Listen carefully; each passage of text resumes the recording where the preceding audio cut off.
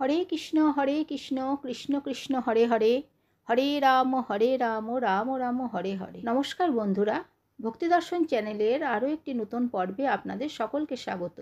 বন্ধুরা কেমন আছেন? আশা করি আপনারা সকলে ভালো আছেন, সুস্থ আছেন। এই পর্বের বিষয় হলো 2024 সালের 1431 বঙ্গাব্দের আষাঢ় মাসের একাদশী যোগিনী একাদশীর পূর্ণাঙ্গ সময়সূচি, একাদশী তিথি কখন লাগবে, কখন ছাড়বে, একাদশী ব্রত পালনের সময় ও যোগিনী একাদশীর পূর্ণ পবিত্র ব্রতকথা ও ব্রত মাহাত্ম্য।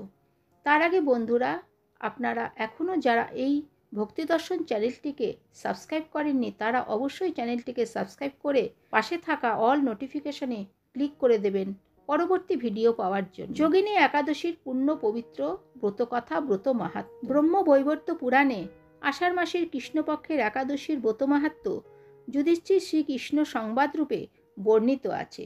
যুধিষ্ঠির বলেন, হে বাসুদেব, আষাঢ় মাসের কৃষ্ণপক্ষিয়া একাদশীর মাহাত্ম্য কৃপাপূর্বক আমাকে বলুন।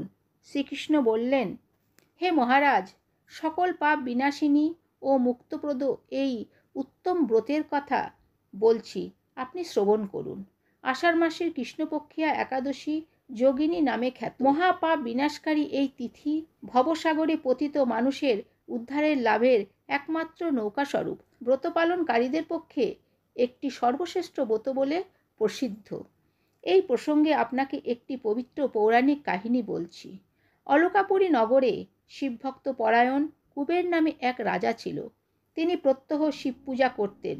তার হেমমালী নামে এক মালী ছিল। প্রতিদিন শিব পূজার জন্য মানস সরোবর থেকে সে ফুল তুলে যক্ষরাজ কুবেরকে দিত।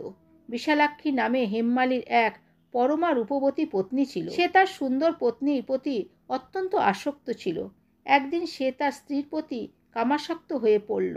রাজভবনে যাওয়ার কথা সে ভুলে গেল। বেলা 2 প্রহর অতীত হলো। অর্চনের সময় চলে যাচ্ছে দেখে রাজা ক্রুদ্ধ হলেন।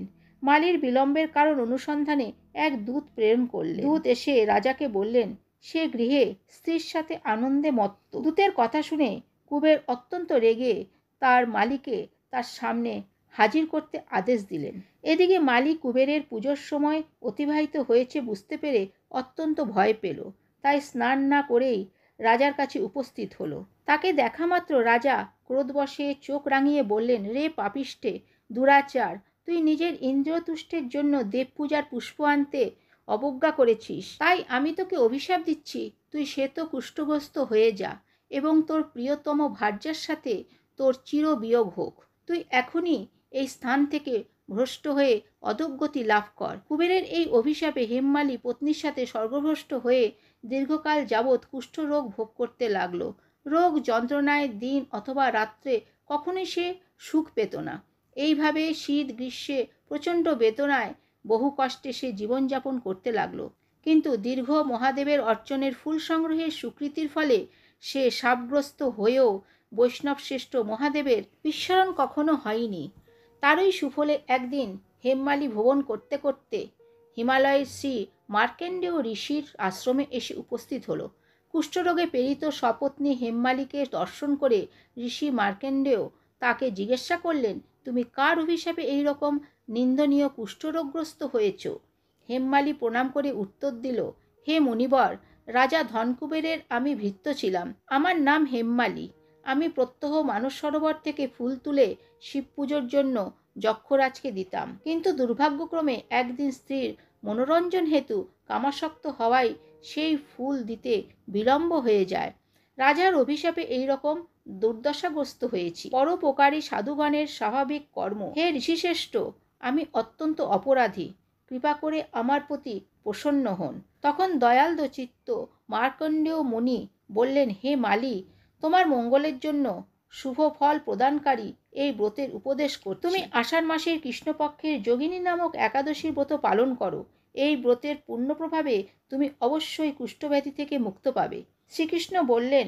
ঋষির উপদেশ শ্রবণ করে হেমমালী তাকে প্রণাম জানালো। পরে অত্যন্ত আনন্দে ঋষির আদেশ মতো নিষ্ঠার সঙ্গে যোগিনী একাদশী ব্রত পালন করল। এইভাবে হেমমালী সমস্ত রোগ থেকে মুক্ত হলো ও পত্নীসহ সুখে জীবনযাপন করতে লাগলো। হে মহারাজ যুধিষ্ঠির, আমি আপনার কাছে এই ব্রত উপবাসের মহিমা কীর্তন করলাম। এই ব্রত পালনে 88,000 ব্রাহ্মণকে ভোজন করানোর ফল লাভ হয়।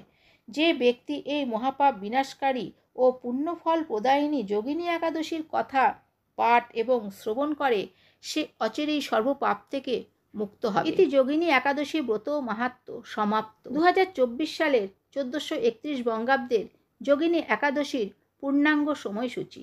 একাদশী তিথি শুরু হবে 1 জুলাই 2024, বাংলার 16ই আষাঢ় 1431 সোমবার সকাল 10:34।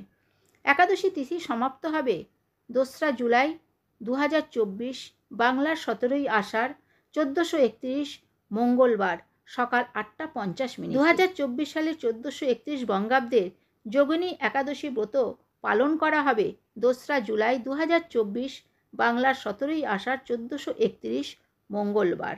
2024 সালের যোগিনী একাদশী ব্রত পালন হবে 3 জুলাই 2024, বাংলার 18ই আষাঢ় 1431 বুধবার সকাল 7:30 পর থেকে সকাল 11:16 মধ্যে। তো বন্ধুরা, আজকের ভিডিওটি এই পর্যন্তই। যদি ভিডিওটি ভালো লেগে থাকে তাহলে অবশ্যই চ্যানেলটিকে সাবস্ক্রাইব করে সঙ্গে থাকুন। ভালো থাকবেন, সুস্থ থাকবেন। ধন্যবাদ।